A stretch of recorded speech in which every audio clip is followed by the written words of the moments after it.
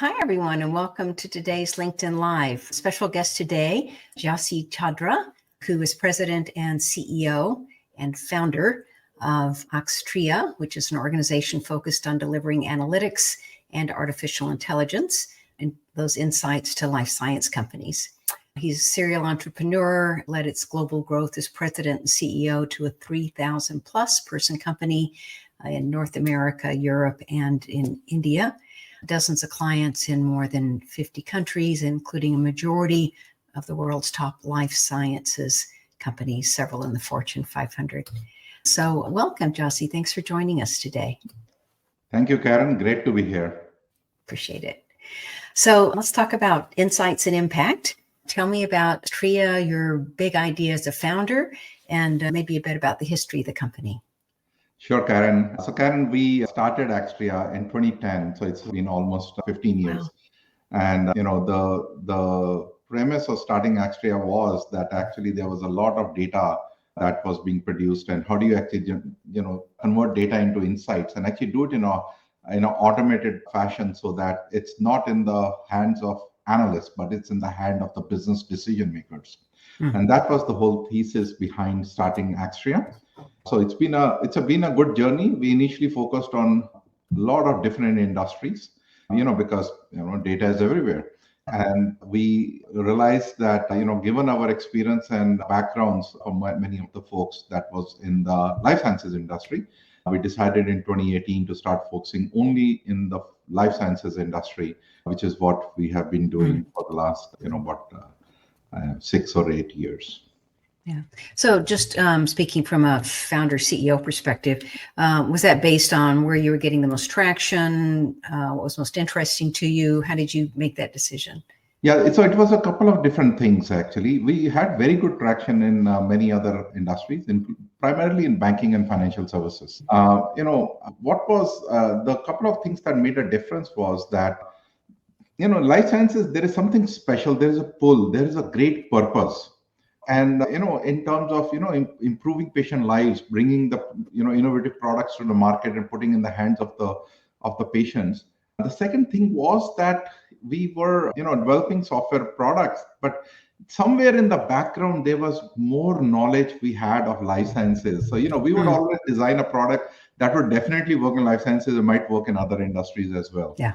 So we were getting more uptake in the life sciences industry. But it was a significant part of our business. It was over 30% of our revenue in 2017 were from other industries, and we decided to walk away from it, which is it's a hard decision when you make it, but in the hindsight, it was absolutely the right decision.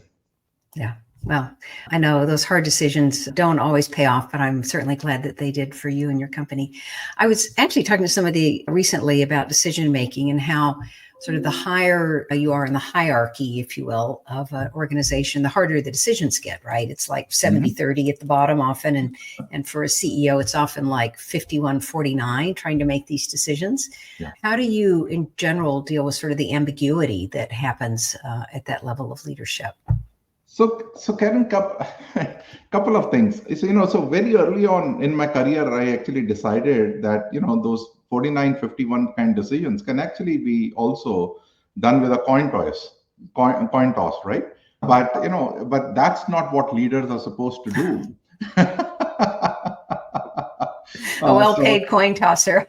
Yeah, the well-paid coin tosser. So basically never really let someone else or just the circumstances make the decision for you. The second thing is that, you are never going to have perfect information, and don't sit on making the decision. Analyze this, but make a quicker decision. That actually, it's okay to make a wrong decision and fail fast and learn from it and actually move on. Actually, as a matter of fact, in life, we learn more from our mistakes than we actually do from doing things right.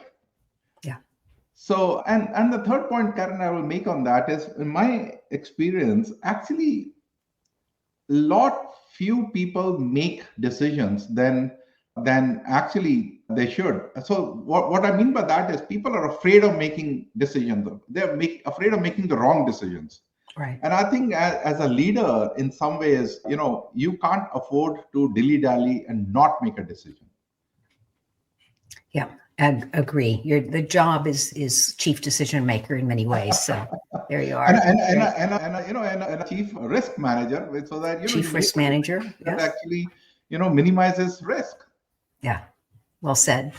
So I thank you for letting me pull on that thread, but to return to your organization. So how are data and AI changing or maybe revolutionizing life sciences today?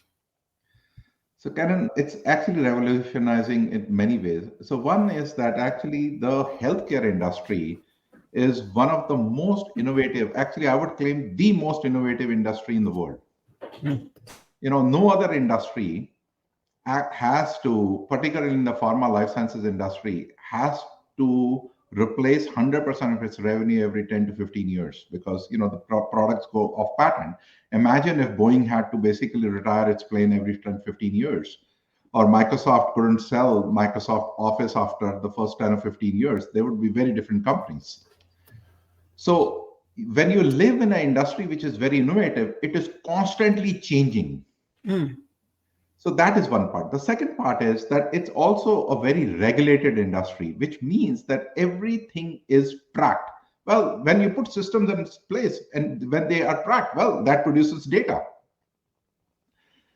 The third piece is that the decisions you make have consequences of people's lives. So there is an enormous amount of responsibility in making responsible decisions.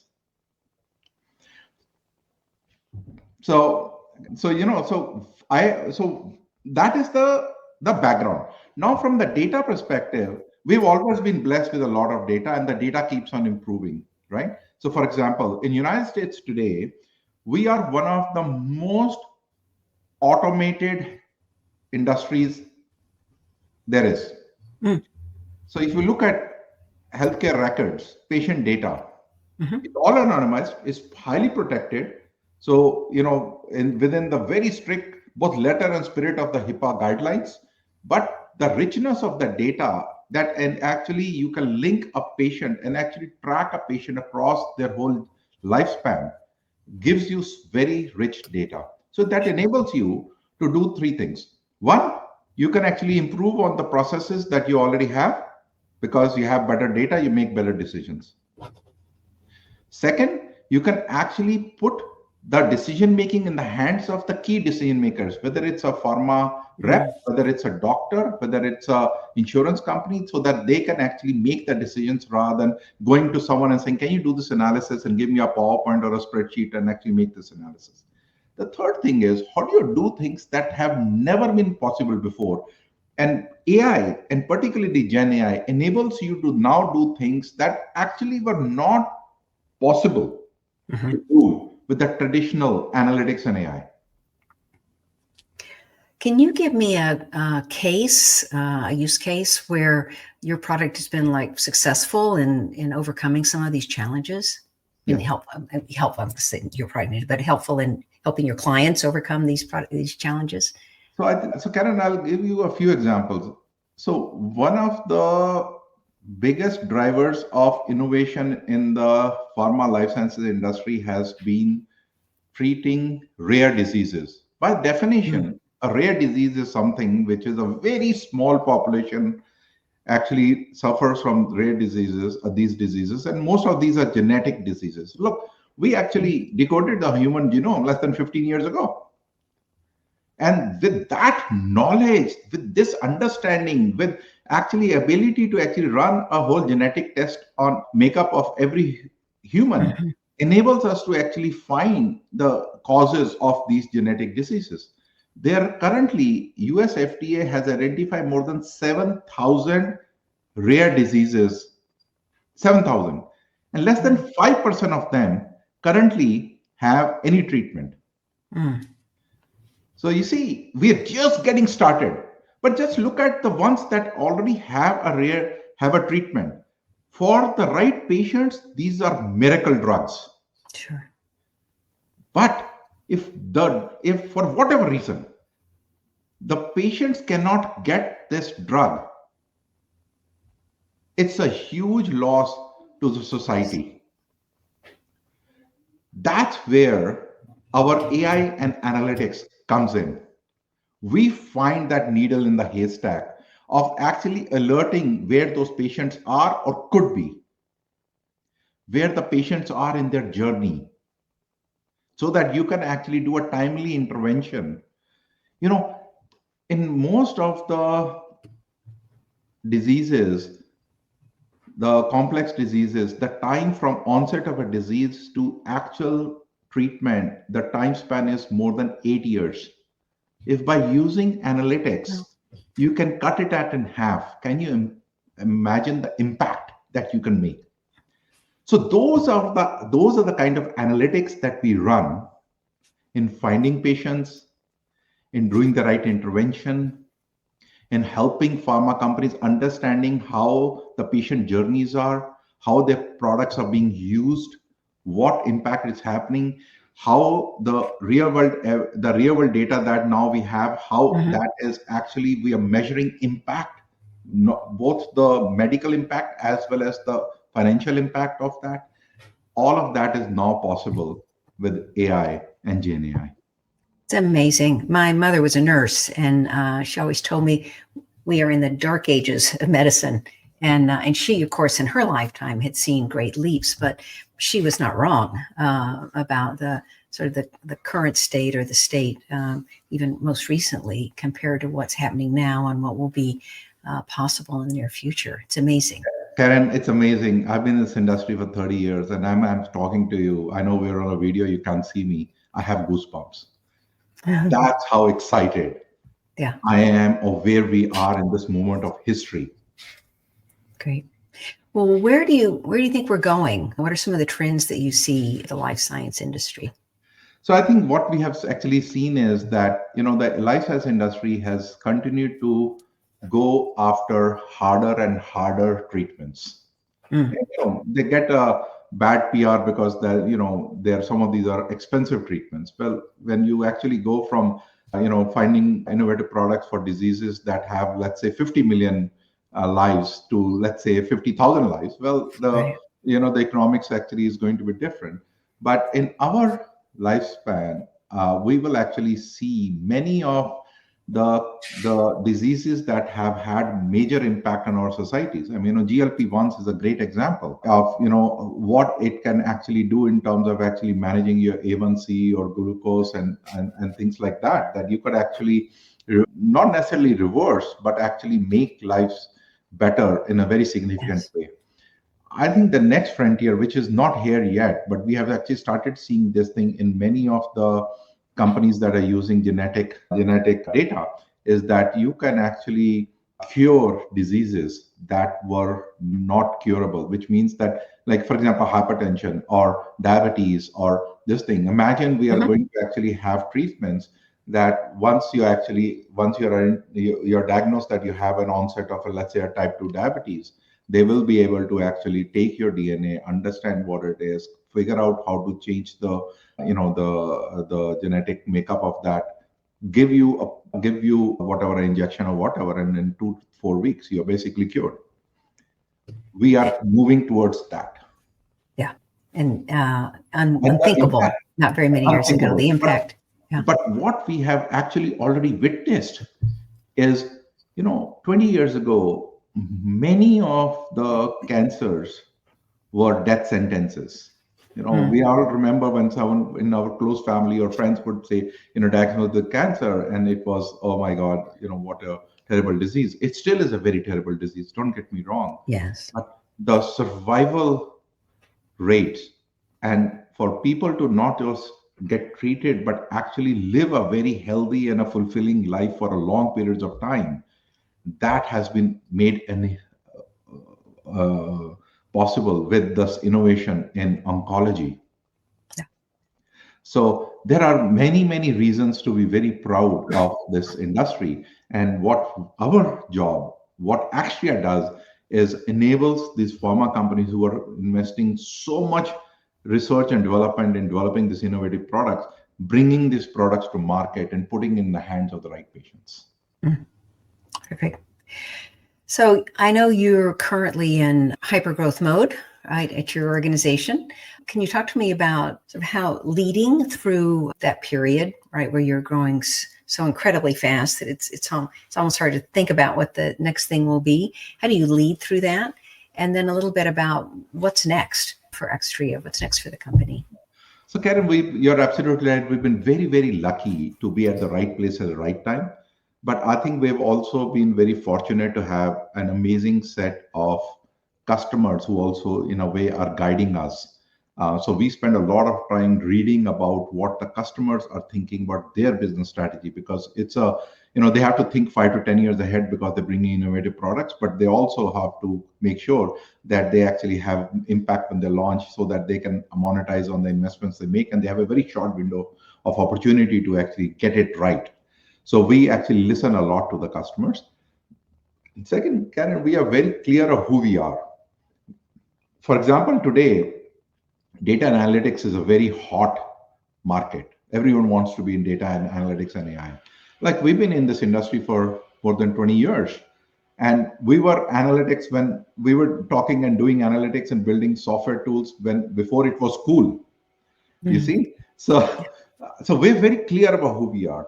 Now, having said that, from a business strategy perspective, we go back and actually look at our strategy every 3 to 5 years. And what I can share with you is that, we never get it right.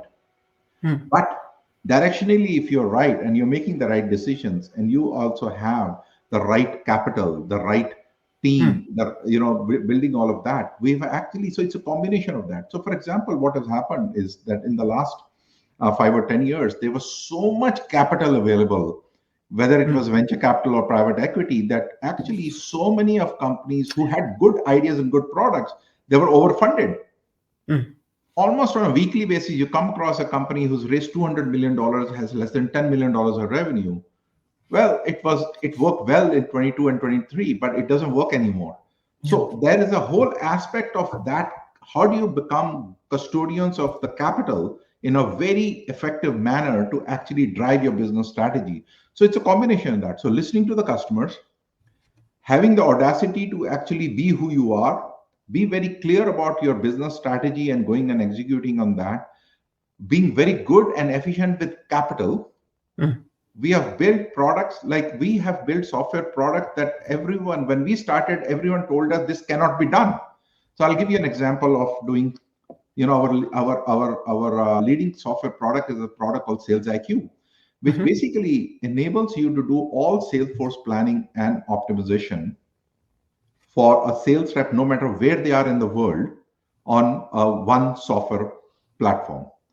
Before we built and launched this product, no one in this industry had it. They were consulting companies. Actually, our largest competitor is a consulting company, and they would go to the customer and say, take their data, put it in their spreadsheets, give them another spreadsheet, and charge them gazillions of dollars.